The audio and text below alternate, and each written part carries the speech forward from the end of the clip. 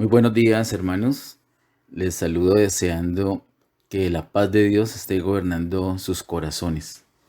Les saludo en este domingo 21 de junio, en pleno mes de los padres, y aprovecho para, a nombre de todos los padres de la congregación, agradecer esos detalles, esas muestras de cariño, esas oraciones tan especiales que han hecho por nosotros durante este mes.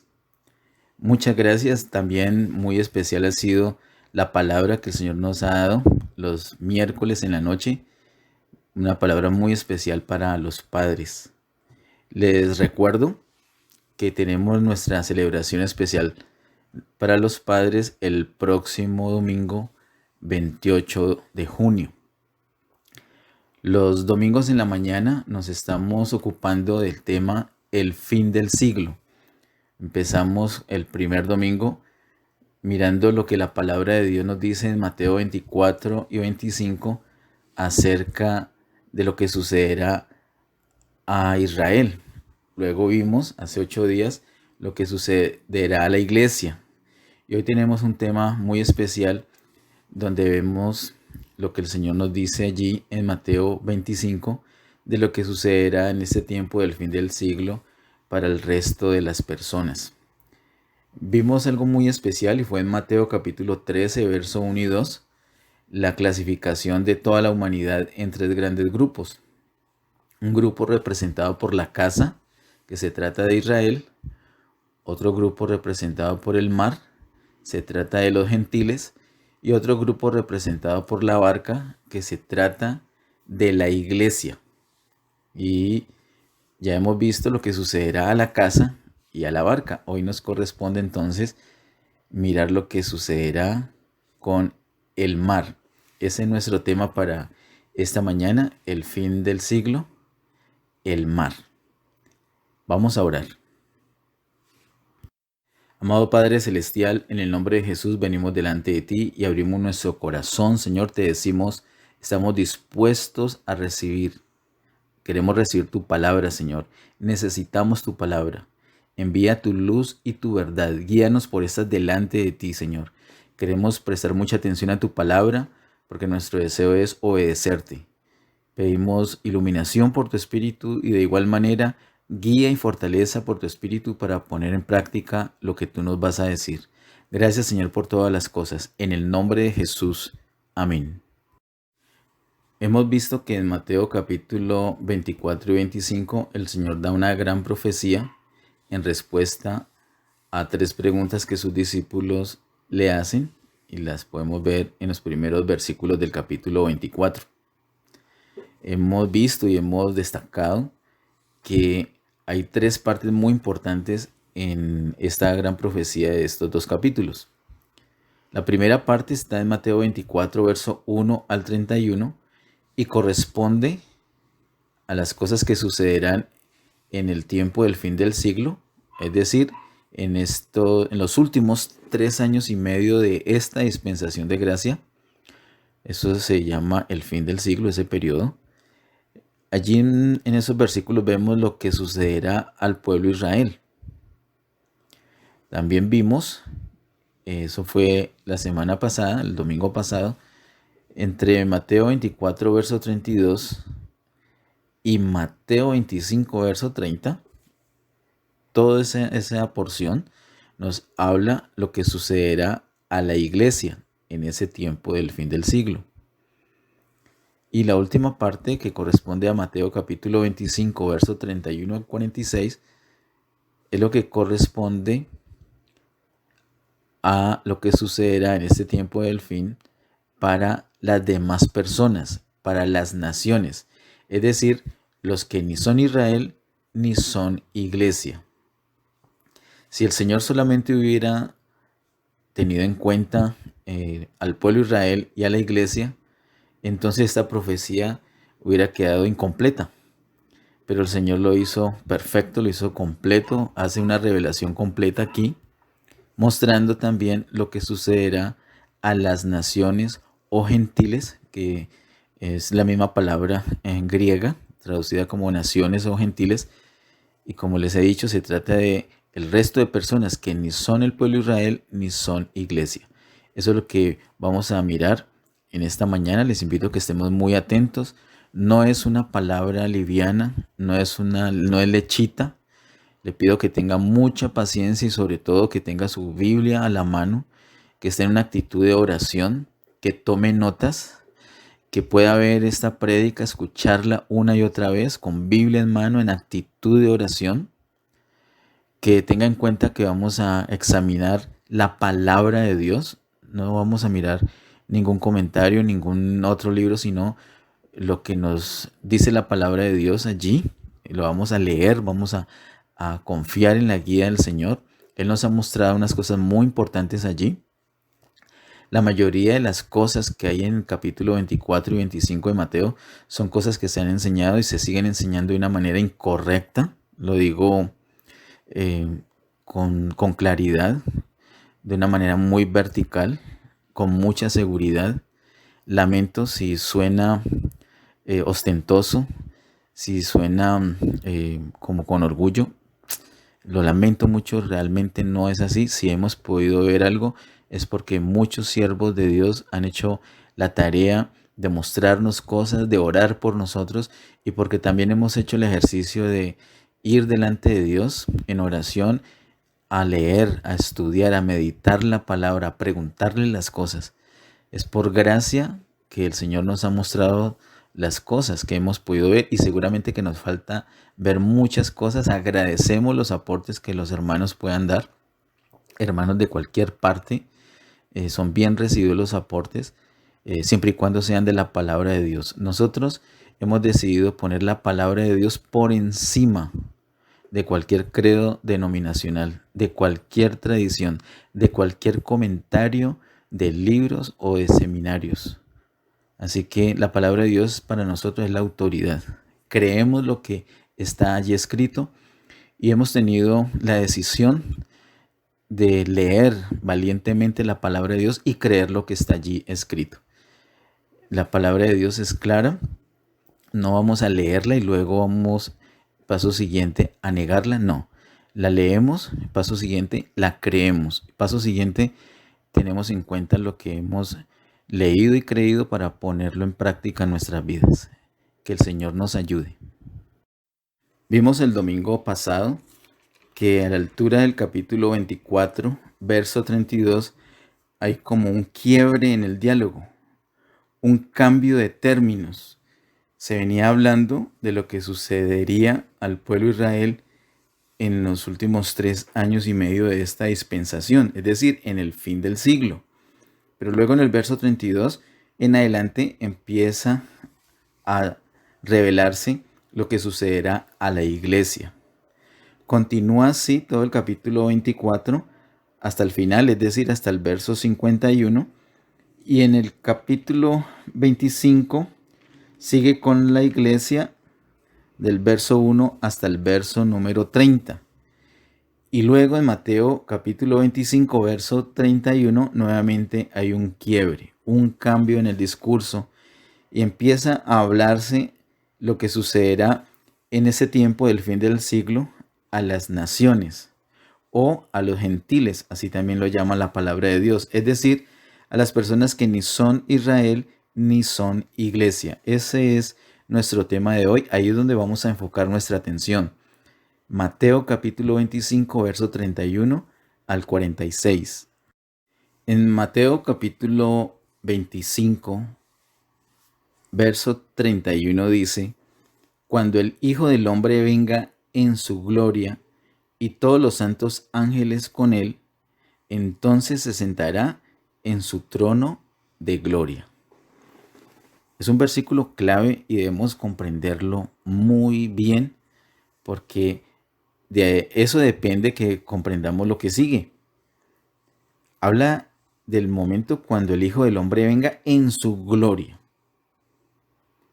Y dice que todos sus santos ángeles con él. Se va a sentar en su trono de gloria. Debemos tener bien definido dónde es ese trono de gloria. Algunos han pensado que está hablando del cielo, del trono en el cielo, y no es así. Las palabras del Señor son claras acá. Dice el Señor, son palabras del mismo Señor Jesús, cuando el Hijo del Hombre venga en su gloria, cuando venga, Él viene acá a la tierra. Estamos hablando de la segunda venida del Señor, segunda venida visible del Señor. Hemos visto hasta acá, en lo que llevamos de Mateo capítulo 24 y Mateo 25, en los dos domingos anteriores, de esa venida secreta del Señor, donde uno será tomado y el otro será dejado.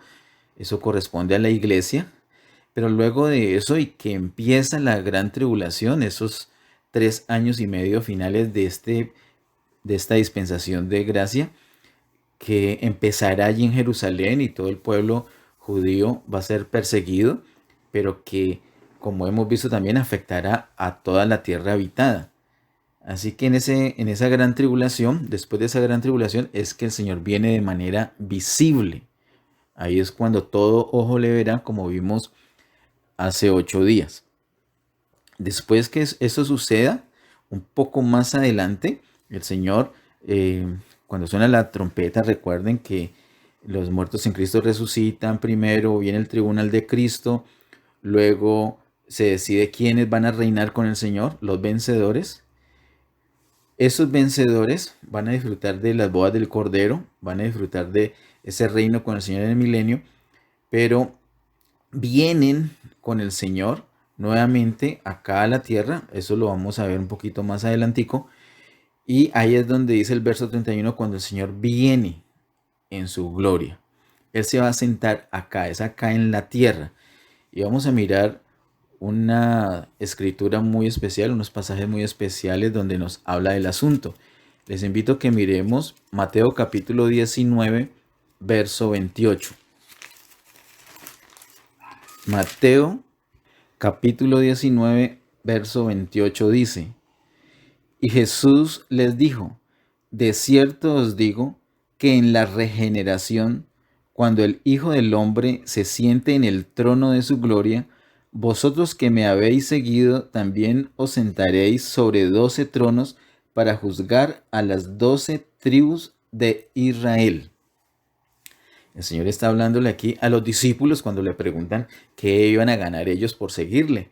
El Señor les ha dicho, ese tema lo vimos en el mes de abril, el Señor les dice que ahorita en esta dispensación de gracia van a recibir muchas cosas, pero otras mayores en el tiempo de la regeneración, es decir, en el milenio. Y lo que estamos leyendo de Mateo capítulo 25, verso 31 es justamente un juicio que el Señor hará para poder entrar en ese disfrute del milenio. Es lo primero que el Señor va a hacer acá. Viene a la tierra. Nosotros los seres humanos hemos desarrollado un deseo muy particular, una ambición muy particular por ir al cielo y enfocamos nuestra mirada en el cielo como si fuera nuestro sitio, nuestro destino final. De hecho, se ha predicado y se sigue predicando que vamos a pasar una eternidad en el cielo, lo cual la Biblia no enseña. Así como eso se ha enseñado muchas cosas que no son. Pero al mirar la palabra de Dios nos damos cuenta que en lugar de nosotros estar mirando al cielo, deberíamos de ponernos de acuerdo en unidad, alinear nuestra voluntad a la de Dios. Dios está empeñado en la tierra. Él desciende a la tierra y establece su trono aquí en la tierra. De acuerdo a lo que nos dice Mateo capítulo 19, verso 28, los discípulos, los creyentes que están allí con el Señor, estos apóstoles que el Señor tiene, los primeros que Él tuvo, se van a sentar sobre 12 tronos para juzgar las 12 tribus de Israel. Así que este trono allí, aquí en la tierra, está enfocado en Israel. Este es algo muy, muy especial en Israel. Vamos a mirar otra escritura. No es el propósito ahondar, pero sí debemos tener claridad con algunas cosas como las que vamos a puntualizar en esta mañana. Lucas capítulo 1, miremos por favor, Lucas capítulo 1, verso 32 y 33. Dice Lucas capítulo 1, verso 32-33, este será grande y será llamado Hijo del Altísimo, y el Señor Dios le dará el trono de David su padre, y reinará sobre la casa de Jacob para siempre, y su reino no tendrá fin. Esa es la promesa que vemos desde el Antiguo Testamento para que se cumpla en el Señor Jesús. Dios le da el trono de David y va el Señor a reinar sobre la casa de Jacob, sobre Israel.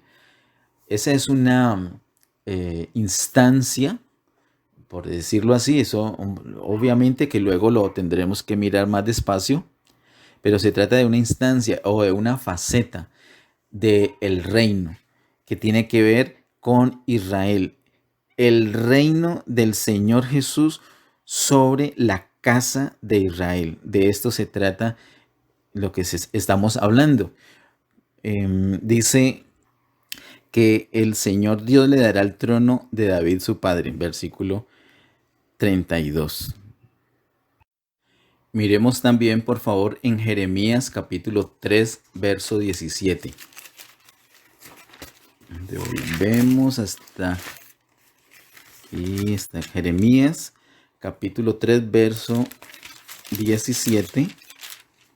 Dice: en aquel tiempo llamarán a Jerusalén trono de Jehová, y todas las naciones vendrán a ella en el nombre de Jehová en Jerusalén, ni andarán más tras la dureza de su malvado corazón.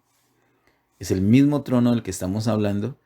El Señor va a establecer su trono de gloria en Jerusalén, según nos declara la Escritura, según nos dice la palabra de Dios. Es en Jerusalén. Y todo esto tiene que ver sobre Israel, en torno a Israel, el reino de Dios sobre Israel. Eso es un asunto terrenal, es un aspecto terrenal del reino durante el milenio. Volvamos a Mateo capítulo 25 y esta vez miremos el verso 32. Mateo 25, 32 dice: y serán reunidas delante de él todas las naciones, y apartará los unos de los otros, como aparta el pastor las ovejas de los cabritos. Este versículo es muy determinante. Note que dice el verso 32, y serán reunidas delante de él todas las naciones. El Señor viene, desciende, establece su trono de gloria allí en Jerusalén, y luego son reunidas delante de él todas las naciones. De esas naciones ya sabemos, o debemos saber, deberíamos ya saber, que están excluidas Israel. Sobre Israel vimos lo que sucederá, está en Mateo 24, del verso 1 al 31. Tampoco en estas naciones podemos incluir a la iglesia. Note que dice el verso 32, serán reunidas delante de él todas las naciones. Vimos hace 8 días con la parábola de las 10 vírgenes que representan al pueblo de Dios, que las vírgenes van en pos del novio, van en pos del desposado o del esposo, van a buscarlo. Cuando escuchan que viene el esposo, ellas se levantan y acuden a él. ¿Por qué? Porque son iglesia. Mientras que estas naciones no van a acudir al Señor, no van a ir en pos del Señor.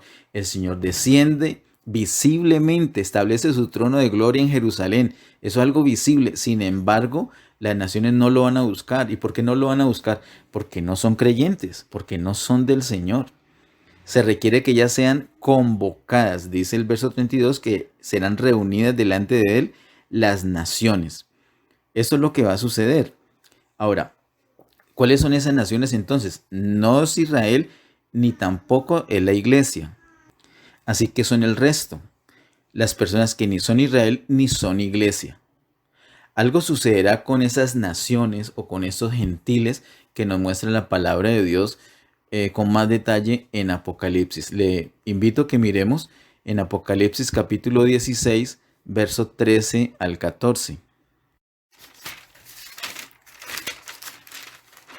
Dice: y vi salir de la boca del dragón, y de la boca de la bestia, y de la boca del falso profeta, 3 espíritus inmundos a manera de ranas, pues son espíritus de demonios, que hacen señales y van a los reyes de la tierra en todo el mundo para reunirlos a la batalla de aquel gran día del Dios Todopoderoso.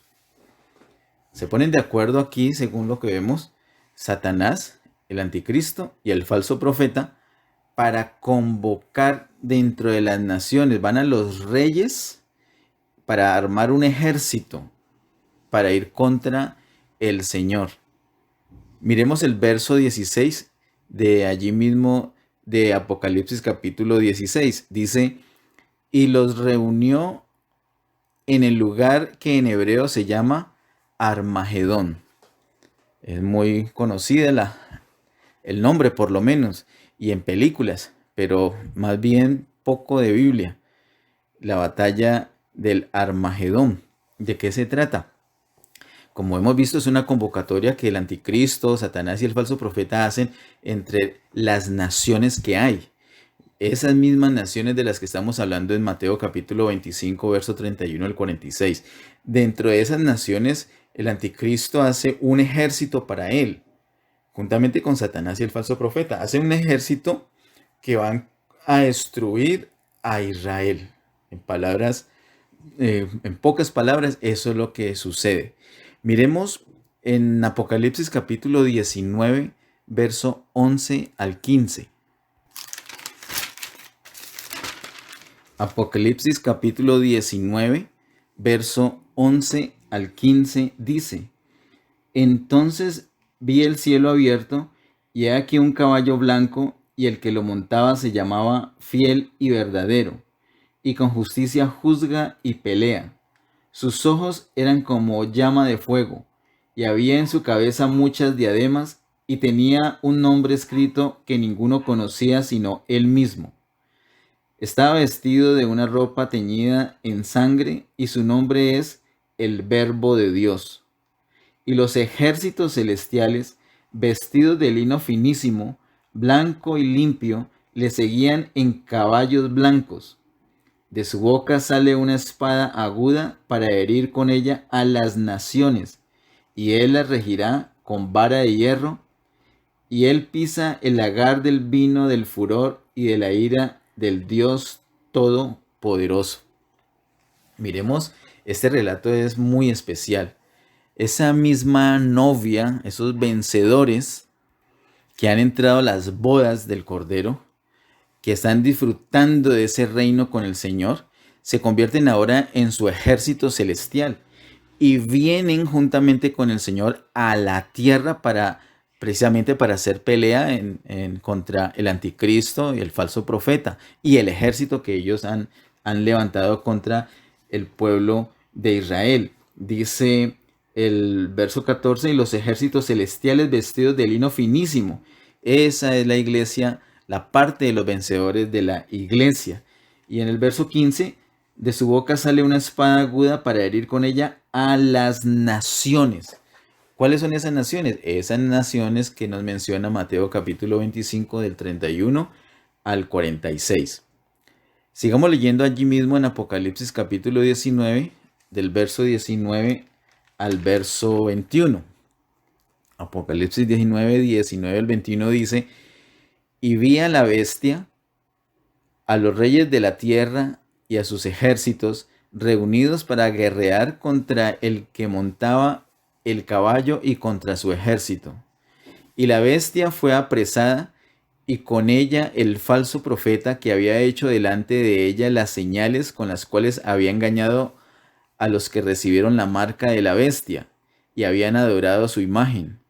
Estos dos fueron lanzados vivos dentro de un lago de fuego que arde con azufre, y los demás fueron muertos con la espada que salía de la boca del que montaba el caballo, y todas las aves se saciaron de las carnes de ellos. Esto es entonces lo que sucede. Regresa el Señor después de las bodas con su ejército, que es su misma novia, recién desposados. Regresa para ayudar a Israel, que está acorralado literalmente por el anticristo y sus ejércitos. Están acorralados, vienen, eso lo vimos hace 8 días precisamente cuando vimos el tema el fin del siglo correspondiente a la casa, perdón, hace 15 días, viene el Señor con su ejército y salva a Israel. Israel se da cuenta que ese realmente era el Mesías, siempre lo negaron, hasta hoy lo siguen negando, pero ahí se dan cuenta y se vuelven al Señor, cumpliéndose lo que el apóstol Pablo nos enseña en Romanos capítulo 11, que ese remanente de Israel será salvo.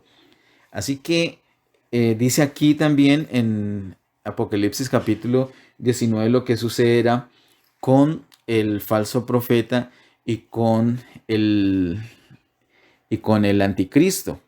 Dice que son apresados, versículo 20, la bestia fue apresada y con ella el falso profeta, que habían hecho delante de ella las señales con las cuales había engañado a los que recibieron la marca de la bestia y habían adorado su imagen. Esos dos fueron lanzados vivos dentro del lago de fuego que arde con azufre. El Señor los vence así, los echa vivos al lago de fuego, al anticristo y al falso profeta, y destruye el ejército que ellos habían armado contra Israel.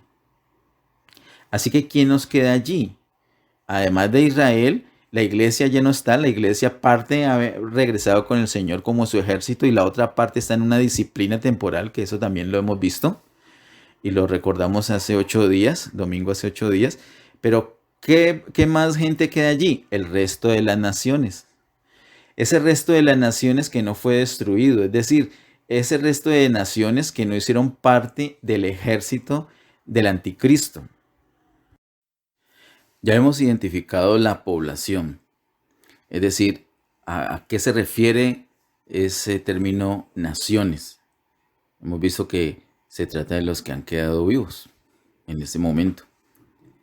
Pero ahora miremos de qué se trata la situación, de qué se trata ese juicio que Dios está haciendo en ese momento allí cuando se sienta en su trono de gloria allí en Jerusalén. Vayamos por favor a Hechos capítulo 10, verso 42. Hechos capítulo 10, verso 42 dice: y nos mandó que predicásemos al pueblo y testificásemos que Él es el que Dios ha puesto por juez de vivos y muertos. El Padre Celestial ha dado al Señor Jesús, a su Hijo Jesús, la autoridad no solamente de dar vida, sino de hacer juicio. Eso lo encontramos en Juan capítulo 5. Y aquí en Hechos capítulo 10, verso 42 nos habla de dos tipos distintos de juicios. Dice, el que Dios ha puesto por juez de vivos y muertos. El Señor Jesús hará juicio a vivos y a muertos. Eso nos dice esta palabra. Miremos también en 2 a Timoteo capítulo 4, verso 1. 2 a Timoteo capítulo 4, verso 1 dice: te encarezco delante de Dios y del Señor Jesucristo, que juzgará a los vivos y a los muertos en su manifestación y en su reino. Nuevamente tenemos esa expresión. El Señor Jesucristo juzgará a vivos y a muertos. Veamos otra cita más al respecto. Primera de Pedro, capítulo 4, versículo 5. Primera de Pedro, capítulo 4, versículo número 5 dice: pero ellos darán cuenta al que está preparado para juzgar a los vivos y a los muertos. Obviamente se trata del Señor Jesús, preparado para juzgar a los vivos y a los muertos. Todos los creyentes debemos tener claridad en unas cosas fundamentales en la Biblia. Una de esas cosas es que el Señor Jesús tiene la autoridad de hacer juicio. Y ese juicio es sobre vivos y sobre muertos. Hemos escuchado hablar del juicio que el Señor hará sobre los muertos. Por ejemplo, al sonar la séptima trompeta, los muertos en Cristo van a resucitar. Luego, los que estén vivos, los que hayan quedado, hayan pasado por la gran tribulación, que son creyentes, van a ser transformados en un abrir y cerrar de ojos. Y juntamente con estos que acaban de resucitar, van a ser llevados a las nubes y allí será el tribunal de Cristo. Allí va a estar todo creyente, todo el pueblo de Dios va a estar allí para un juicio. Algunos dicen que no es un juicio para el pueblo de Dios. Tal vez no han entendido la palabra de Dios. Dicen que es un juicio a las obras y no a los creyentes. Eso no es lo que dice la palabra de Dios. La palabra de Dios dice claramente, y lo vimos hace 8 días, se trata de un juicio al pueblo de Dios. Tribunal de Cristo, ahí va a comparecer todo creyente. Y va a ser juzgado todo creyente por las obras que hizo. No se va a mirar si tiene fe o no tiene fe, porque de hecho al ser creyente es porque tiene fe. Allí no van a haber incrédulos, solamente creyentes. Y van a ser juzgados, o vamos a ser juzgados absolutamente todos, de acuerdo a las obras. Las obras se van a analizar. Si las obras pasan la prueba, entonces ese creyente tendrá un premio muy agradable. Si las obras no pasan la prueba, entonces tendrá un castigo temporal, una disciplina en el milenio. Eso es lo que nos enseña la palabra de Dios. El otro juicio a los muertos será 1000 años después, ante el gran trono blanco. Ese juicio será para todos los incrédulos. Ellos van a ser sometidos a ese juicio y luego van a ser condenados eternamente en el lago de fuego. El primer juicio entonces es para la iglesia y luego ya vendrá el disfrute de la eternidad después de que pasen el milenio, ya sea reinando o en la disciplina temporal, de acuerdo al resultado en el tribunal de Cristo. Y 1000 años después, terminando el milenio, es el juicio para los incrédulos. Estos dos juicios son los juicios que el Señor hace sobre los muertos. Pero la pregunta es, entonces, ¿cuál es el juicio para los vivos? ¿Cuál es el juicio para los vivos? El juicio para los vivos es ese que nos presenta Mateo capítulo 25, verso 31 al 46. Es precisamente el juicio a las naciones. Vemos que el Señor viene y se sienta allí en su trono, en Jerusalén, su trono de gloria. Convocan a todas las naciones, es decir, todos los que hayan quedado, los que no fueron ejecutados por seguir como ejército al anticristo contra Israel. Los que hayan quedado son convocados y el Señor establece un juicio determinando quiénes son ovejas y quiénes son cabritos. Volvamos ahora a Mateo capítulo 25 y miremos los versos 33 al 40. Mateo 25, verso 33 al 40 dice: y pondrá las ovejas a su derecha y los cabritos a su izquierda. Entonces el rey dirá a los de su derecha: venid benditos de mi Padre, heredad del reino preparado para vosotros desde la fundación del mundo, porque tuve hambre y me disteis de comer, tuve sed y me disteis de beber, fui forastero y me recogisteis, estuve desnudo y me cubristeis, enfermo y me visitasteis, en la cárcel y vinisteis a mí.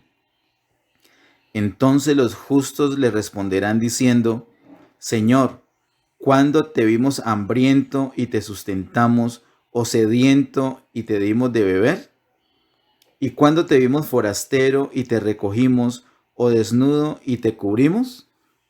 ¿O cuándo te vimos enfermo o en la cárcel y vinimos a ti?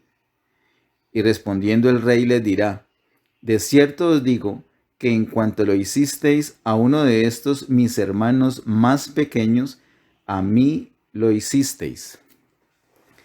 Miremos despacio esta escritura, hermanos, estos versículos. Muchos siervos del Señor enseñan estos versículos o este pasaje de Mateo 25, 31 al 46 como una enseñanza para la iglesia. Muestran como si fueran recomendaciones de lo que la iglesia tiene que hacer. Sí es cierto que la iglesia tiene que hacer estas obras, pero este mensaje no es para la iglesia. Ya vimos a qué población se refiere. Eso por un lado. Por otro lado, mira el verso 34, por ejemplo, dice: entonces el rey dirá a los de su derecha: venid benditos de mi Padre, heredad el reino preparado para vosotros desde la fundación del mundo, porque tuve hambre y esto, por esas obras que hicieron. Los que enseñan que esto es para la iglesia están enseñando que tienen la salvación por obras. Hace 8 días tuve la oportunidad de charlar con un pastor el domingo anterior, después del mediodía. Charlamos por largo tiempo, más de una hora y cuarto charlamos, por algunos detalles de la palabra. Y precisamente él decía que no había una salvación distinta que creyendo en Jesús, solamente por la fe en el Señor. Y eso es completamente cierto. Solamente hay redención por la fe en el Señor Jesús. Entonces, mucho menos se puede enseñar que este pasaje es para la iglesia. Nadie puede ser parte de la iglesia, nadie puede tener vida eterna por obras. Esto no es para tener vida eterna. Lo que está diciendo acá no es para ser redimidos. Eso es otro asunto, es un asunto que el Señor trata con las naciones. Lo de la iglesia ya el Señor lo trató en el capítulo 24, verso 32 hasta el final, y en este mismo capítulo 25, del 1 al 30. Lo de Israel ya lo trató en Mateo 24, del 1 al 31. Esta parte de Mateo 25, 31 al 46 es para el resto, para los gentiles, para las naciones. No es para creyentes definitivamente. Quiero que notemos unos apartes muy especiales acá. Dice el verso 34: venid benditos de mi Padre, heredad del reino preparado para vosotros desde la fundación del mundo. Note esto: desde la fundación del mundo. Quiero que con esta idea allí miremos un momento en Efesios capítulo 1, versos 3 y 4. Dice en Efesios capítulo 1, versos 3 y 4: bendito sea el Dios y Padre de nuestro Señor Jesucristo, que nos bendijo con toda bendición espiritual en los lugares celestiales en Cristo, según nos escogió en Él antes de la fundación del mundo, para que fuésemos santos y sin mancha delante de Él. Hermanos, nuestra elección, la elección que el Señor hizo de nosotros, no es desde la fundación del mundo. Él no preparó cosas para nosotros desde la fundación del mundo. La elección, el llamado nuestro como creyentes, como iglesia, como pueblo de Dios, es un llamado superior. Es desde antes de la fundación del mundo. Eso es una diferencia grandísima. Con esto, con esa diferencia que estamos viendo aquí, sería suficiente para comprender que esto no se trata de un mensaje para la iglesia, sino para otro tipo de gente. Ya sabemos que es para las naciones. Con esto sería suficiente, pero lo que sucede es que leemos a la carrera, leemos rápido, o peor, leemos despacio, pero leemos de acuerdo a lo que nos enseñaron en el seminario. Entonces el seminario es infalible, pero la palabra sí puede fallar, entonces la tenemos que acomodar. Y así no es. No podemos darle más crédito a un seminario o a un libro, a un comentario o a un credo denominacional o a la tradición. No, de ninguna manera. De ninguna manera. Gracias a Dios por los siervos de Dios que nos ayudan a comprender la palabra. Gracias por los que han escrito comentarios. Gracias al Señor por los seminarios, por los institutos bíblicos. Pero la palabra de Dios siempre ha sido, es y seguirá siendo la autoridad máxima de doctrina. Tenemos que creer lo que dice la palabra de Dios. El Señor está hablando aquí no a la iglesia, sino lo que va a suceder a las naciones. Y ellos recibieron o recibirán algo que el Señor preparó desde la fundación del mundo. O sea que para ellos es esencial, es fundamental el planeta Tierra. La parte terrenal es muy importante para ellos. Ellos lo que van a tener es un disfrute muy parecido como el de Adán y Eva, pero no redimidos. Solamente hay redención por la fe en Cristo Jesús. Y estos que están aquí no son creyentes. Estos que están acá no tienen fe en el Señor Jesús, no son personas redimidas, son naciones, son gentiles. El Señor las tuvo que convocar para juzgarlas porque si no, no hubieran venido. Ellos van a tener un juicio de acuerdo a las obras que hicieron. Dicen los versículos que hemos leído que ellos mismos preguntan, bueno, ¿cuándo te visitamos? ¿Cuándo estuviste en necesidad? ¿Cuándo te vimos enfermo o en la cárcel y vinimos a ti? Y el Señor Jesús les contesta allí, a la altura del verso 40, y respondiendo el rey les dirá, de cierto os digo que en cuanto lo hicisteis a uno de estos mis hermanos más pequeños, a mí lo hicisteis. Esas personas, aunque no eran creyentes, ya sabemos que por un lado no estuvieron como parte del ejército del anticristo, porque esos ya fueron destruidos. Ellos son sobrevivientes. No son Israel, no son iglesias, son gentiles. Y este grupo en particular, que el Señor llama aquí ovejas y los pone a la derecha, ayudaron a los hermanos más pequeños del Señor Jesús. ¿Cuáles son esos que el Señor Jesús dice ahí en el verso 40? Mis hermanos más pequeños. Esos hermanos más pequeños son los creyentes que pasarán por la gran tribulación. ¿Y dónde están los hermanos más grandes? Si son los más pequeños, ¿dónde están los más grandes? Pues los más grandes eran personas o son personas que son consagradas, personas de oración, personas que corrieron bien la carrera, personas que velaban y servían. Entonces son personas que fueron llevadas por el Señor antes de la gran tribulación. Son de las personas que fueron tomadas, no de las que fueron dejadas. Esas personas que fueron dejadas sí son los hermanos más pequeños, los que eran de poca oración, los que no les importaba la comunión, no les importaba mucho el reino de Dios y su justicia. Esas personas que tenían una vida así, una vida mediocre, una espiritualidad muy pobre, muy poquito aceite en su vasija o nada de aceite en su vasija, solamente en su lámpara. Eran creyentes, pero no eran creyentes mayores, no eran creyentes grandes, eran creyentes más pequeños. Esos estarán en la gran tribulación y van a sufrir muchas cosas, van a sufrir por la persecución del anticristo y su ejército. Ellos van a ser como forasteros y necesitan que los recojan, van a estar desnudos y necesitan que los cubran.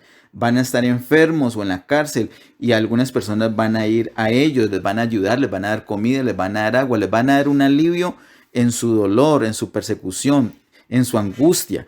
Esas personas que ayudan a estos hermanos más pequeños, aunque no eran creyentes, el Señor los va a juzgar y los va a tener como ovejas. ¿Y qué van a tener esas ovejas? Dice el versículo 34 que van a heredar el reino preparado para ellos desde la fundación del mundo. Volvamos a Mateo capítulo 25 y miremos del verso 41 al 46. Mateo 25, verso 41 al 46. Dice, entonces dirá también a los de la izquierda, apartados de mí, malditos, al fuego eterno preparado para el diablo y sus ángeles. Porque tuve hambre y no me disteis de comer, tuve sed y no me disteis de beber, fui forastero y no me recogisteis, estuve desnudo y no me cubristeis, enfermo y en la cárcel y no me visitasteis. Entonces también ellos le responderán diciendo, Señor, ¿cuándo te vimos hambriento, sediento, forastero, desnudo, enfermo o en la cárcel y no te servimos? Entonces le responderá diciendo, de cierto os digo que en cuanto no lo hicisteis a uno de estos más pequeños, tampoco a mí lo hicisteis. E irán estos al castigo eterno y los justos a la vida eterna. Esta es la diferencia. Las ovejas irán a vida eterna y los cabritos irán a castigo eterno. Como dice el versículo 41, entonces dirá también a los de la izquierda, apartados de mí, malditos, al fuego eterno preparado para el diablo y sus ángeles. Ese es el lago de fuego. El lago de fuego está preparado, según nos dice la palabra de Dios, especialmente para el diablo y para sus ángeles, no para los seres humanos. Pero es que el pecado tampoco es para los seres humanos. La perdición no es para los seres humanos. Maldecir no es para los seres humanos. Blasfemar no es para los seres humanos. Ofender a Dios no es para los seres humanos. Pero los seres humanos deciden pecar, deciden blasfemar, deciden ofender a Dios. En otras palabras, deciden seguir al diablo. Entonces van a seguir al diablo incluso también a la condenación eterna, al lago de fuego. Ese lago de fuego, según nos dice el versículo número 41, está preparado para el diablo y sus ángeles, pero muchas personas van a ir allí. Sabemos, o si no lo saben, pues se los recuerdo, se los digo, en Apocalipsis capítulo 20 nos habla del tribunal, del gran trono blanco. Ese es el juicio para los incrédulos. Ellos van a ser lanzados al lago de fuego, pero estos son 1000 años antes. Este juicio a los vivos, este juicio a las naciones, estos cabritos, esas personas que no ayudaron a los hermanos más pequeños de Jesús, no ayudaron a los creyentes que estaban sufriendo tanto en la gran tribulación, no los socorrieron, no aliviaron su dolor, no les dieron alimento, no los visitaron, no tuvieron un cuidado especial con ellos, sino que antes fueron indiferentes o ayudaron a su persecución, a su dolor. Estas personas van a ser condenadas por esas malas obras contra los hermanos más pequeños del Señor, y van a ser echados al lago de fuego. Ellos van a ir a castigo eterno. El verso 46 dice: e irán estos al castigo eterno y los justos a la vida eterna. Las ovejas van a ir a la vida eterna. Nosotros sabemos que el que cree en Jesús tiene vida eterna, tiene al Señor Jesús. El que tiene al Hijo tiene la vida. Esa es la redención. El espíritu nuestro vive, y allí en nuestro espíritu vive Dios, está la vida de Dios en nosotros. Está literalmente el Señor Jesús viviendo en nosotros, haciendo vida en nosotros. Eso es para los redimidos, para ti y para mí. Tenemos la vida de Dios en nosotros. Así es que vamos a disfrutar esa vida eterna, porque la tenemos en nosotros. Pero estas ovejas, estas naciones, estas personas que ayudaron a los creyentes durante la gran tribulación, ellos no van a tener la vida de Dios en ellos. Ellos no van a ser redimidos. Sus espíritus no van a ser regenerados. Dice el verso 46 acerca de ellos, que ellos irán a la vida eterna. Ni siquiera dice que tendrán la vida eterna, no dice que recibirán la vida eterna. En ninguna parte vamos a leer sobre ellos que Dios viene a vivir en ellos. No se va a hablar de Cristo en ellos, en ningún lado. De hecho, en lo que vemos en Mateo 25, 31 al 46, por ninguna parte está la predicación del Evangelio del Reino. No está la gracia predicada por aquí. No se habla de arrepentimiento, no se habla de creer en Jesús, no se habla de recibir a Jesús, no se habla de ser redimido, no se habla de que Cristo entra o vive en ellos en ningún lado, porque no es así. Ellos van a disfrutar la vida eterna porque ellos van a entrar en un ambiente de vida eterna, pero no la vida eterna van a entrar en ellos, como sí sucedió contigo y conmigo desde el momento que creímos en el Señor Jesús. Esa es una gran diferencia. Muchos de los creyentes, muchos de los siervos, de los predicadores no han visto esto, pero ahí está. Si nosotros abrimos la Biblia y la leemos como esperando recibir del Señor, lo vamos a mirar allí. Pero si vamos a la Biblia ya con un prejuicio o con un preconcepto de que estos son hijos de Dios, de que esta es la iglesia, pues no vamos a ver por ningún lado la realidad de las cosas. Si lo vemos tal como está escrito, vamos a ver varios detalles que nos indican que no se trata de iglesia, sino que se trata de inconversos, y que estas personas van a pasar a un ambiente de vida eterna. Esas personas no van a ser destruidas. Los que van a ser destruidos son los cabritos, van a ser echados al lago de fuego. Ahí en ese lago de fuego, ¿quiénes están ya? Como hemos leído, como hemos dicho, hemos mirado hoy, allí están ya el anticristo y el falso profeta. Ahora van esos cabritos también al lago de fuego.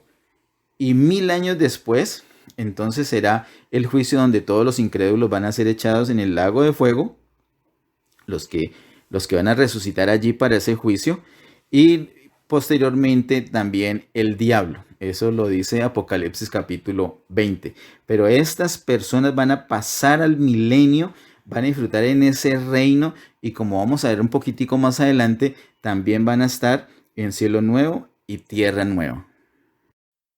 Para terminar, les invito a que vayamos a Apocalipsis capítulo 2, verso 26 y 27. Apocalipsis capítulo 2, verso 26 y 27 dice: Al que venciere y guardare mis obras hasta el fin, yo le daré autoridad sobre las naciones, y las regirá con vara de hierro, y serán quebradas como vaso de alfarero, como yo también la he recibido de mi Padre. Aquí el Señor está hablando de esa promesa, ese premio que tendrán los vencedores. Al que venciere y guardare mis obras hasta el fin, yo le daré autoridad sobre las naciones. Entonces, ¿cuáles son esas naciones? Esto es en el milenio. ¿Y cuáles son esas naciones? Si tenemos la idea de que todos van a ser destruidos y que solamente va a quedar Israel y la iglesia. Entonces, ¿qué naciones son las que van a ser manejadas o pastoreadas o gobernadas? Pues de ahí salen esas naciones. Los ciudadanos de ese reino que van a ser pastoreados por los reyes y sacerdotes del Señor son precisamente estas ovejas, esta parte de las naciones que nos dice Mateo 25, 31 al 46, que ayudaron al pueblo de Dios durante la gran tribulación. Esas son esas naciones que se mencionan aquí en Apocalipsis capítulo 2, verso 26 y 27. Miremos también en Apocalipsis capítulo 12, verso 5. Apocalipsis capítulo 12, verso 5 dice: Y ella dio a luz un hijo varón, que regirá con vara de hierro a todas las naciones, y su hijo fue arrebatado para Dios y para su trono. Todas las naciones. ¿Cuáles naciones? Esas naciones. Entonces no solamente es Israel y la iglesia los que van a estar ahí en el milenio, en ese reino, sino que ese reino también necesita unos ciudadanos normalitos. ¿Cuáles son esos ciudadanos normalitos? Las naciones. Esas mismas naciones que nos presenta Mateo 25, 31 al 46. No solamente va a ser durante el milenio que esas naciones van a estar. Miremos en Apocalipsis capítulo 21, verso 24. Apocalipsis capítulo 21, verso 24 dice: Y las naciones que hubieren sido salvas andarán a la luz de ella, y los reyes de la tierra traerán su gloria y su honor a ella. Ese ella, que es mencionada aquí en Apocalipsis 21, es la Nueva Jerusalén, la Jerusalén celestial, esa Jerusalén que está formada por el pueblo de Dios y por Dios mismo, esa unión entre el Señor y su pueblo, esa es la Nueva Jerusalén. Y dice el verso 24 de Apocalipsis 21 que las naciones que hubieran sido salvas. Entonces, uno puede decir, o todos los pastores, los apóstoles, todo el pueblo de Dios, si se quiere, todos pueden decir que no, que nadie va a ser salvo, sino por creer en Jesús. O sea que los únicos salvos son los redimidos, los que son regenerados. Eso lo pueden decir, lo pueden jurar, lo pueden gritar y se pueden enojar si alguien les dice otra cosa. Pero ¿qué hacemos entonces con Apocalipsis 21, 24? ¿Lo borramos? Nosotros no podemos acomodar la palabra. Nosotros hemos sido muy buenos, los predicadores somos buenos para decirle a la gente: no podemos acomodar la palabra a nosotros, sino nosotros a la palabra. Pues cuando nos toca a los predicadores acomodarnos a la palabra, pues sí que nos cuesta. Pero eso es lo correcto. La palabra es la norma, la palabra es la autoridad. Nosotros nos tenemos que sujetar a la autoridad. El verso 24 dice claramente: las naciones que hubieran sido salvas. Esas naciones no son Jerusalén, no son la nueva Jerusalén, no es la iglesia redimida, no es, porque esas naciones van a andar es a la luz de la nueva Jerusalén. Aquí a la altura del capítulo 21 entonces ya están estas naciones en un ambiente de cielo nuevo y tierra nueva. También miremos Apocalipsis capítulo 22 verso 2. Dice así: en medio de la calle de la ciudad y a uno y otro lado del río estaba el árbol de la vida, que produce 12 frutos, dando cada mes su fruto, y las hojas del árbol eran para la sanidad de las naciones. Hermanos, aquí se establece una gran diferencia. El pueblo de Dios, toda la iglesia que ya está disfrutando en ese ambiente de cielo nuevo y tierra nueva, no se va a enfermar. De hecho, nosotros vamos a estar disfrutando del fruto, de ese fruto fresco del árbol de la vida. Cada mes va a dar frutos. Nosotros nos estamos alimentando del árbol de la vida, mientras que las naciones, como no fueron redimidas, fueron salvas, pero no redimidas, ellas entraron a un ambiente de vida eterna, pero no la vida eterna entró a ellas. Ellos no tienen la vida de Dios, no son redimidos, como he dicho. Ellos sí se van a enfermar y necesitan de las hojas del árbol de la vida. Esas hojas van a permitir la sanidad de esas naciones. Eso será por la eternidad. No solamente durante el milenio vamos nosotros a reinar sobre esas naciones, sino toda la eternidad vamos a reinar sobre esas naciones. Hemos escuchado muchas cosas y gloria a Dios por lo que nos han enseñado, pero nosotros tenemos que mirar la palabra de Dios completica. El Apocalipsis no se puede excluir de la palabra de Dios. Mateo 24-25 no se puede excluir de la palabra de Dios. Todo esto, la suma de la palabra de Dios es la verdad. No podemos excluir esa población. Las naciones están allí, no las podemos desaparecer, no las podemos ignorar simplemente porque no nos gusta, porque no entendemos o porque no hemos leído. La palabra de Dios está allí precisamente para que nosotros la escudriñemos, la investiguemos, nos deleitemos con ella y le pidamos al Señor revelación. Y allí nos está mostrando el Señor lo que va a suceder con estas naciones. Amados hermanos, cuando nosotros miramos toda esta profecía de Mateo 24 y 25 y nos damos cuenta los detalles de lo que sucederá con Israel, los detalles de lo que sucederá con la iglesia y los detalles de lo que sucederá con las naciones, nos damos cuenta que el Señor realmente nos ha dado una salvación muy grande. Hermanos, lo que nosotros tenemos como iglesia no lo tiene ni siquiera Israel y mucho menos las naciones, así sean salvas. Lo que nosotros tenemos es la vida de Dios, literalmente la vida de Dios en nosotros. Nosotros durante el reino, nosotros vamos a disfrutar un ambiente celestial.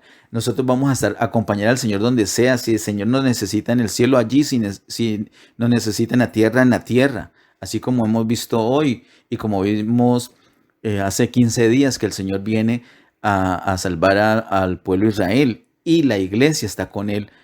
Sirviéndole como ejército. Nosotros vamos a ser esos reyes, vamos a reinar, mientras que Israel va a estar en una esfera terrenal, así como las naciones, una esfera terrenal, nosotros vamos a estar en una esfera celestial. Nuestro dominio, por así decirlo, nosotros vamos a abarcar más dominio que el mismo Israel, porque nosotros hemos sido redimidos, nosotros tenemos la vida del Señor en nosotros y no solamente vamos a limitarnos a un ambiente terrenal, sino también celestial. Nosotros tenemos esa ventaja, nosotros tenemos ese gran privilegio.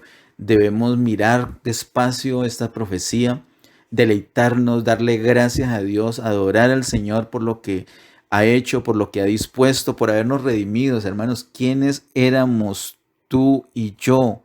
Nosotros no éramos nadie, estábamos lejos del Señor, estábamos sin ley, sin Dios. Nosotros no éramos pueblo, nosotros no éramos nada. Y ahora el Señor nos ha hecho reyes y sacerdotes para Él. Es un motivo para rendirnos al Señor, para amarlo.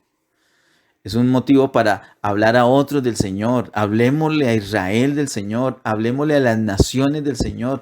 Que Israel y las naciones sean redimidas y puedan disfrutar a plenitud de la vida eterna en ellos. No solamente que de pronto logren pasar a un ambiente de vida eterna, sino que sean redimidos. Esa es la tarea. Y ese es el gozo que debemos nosotros experimentar.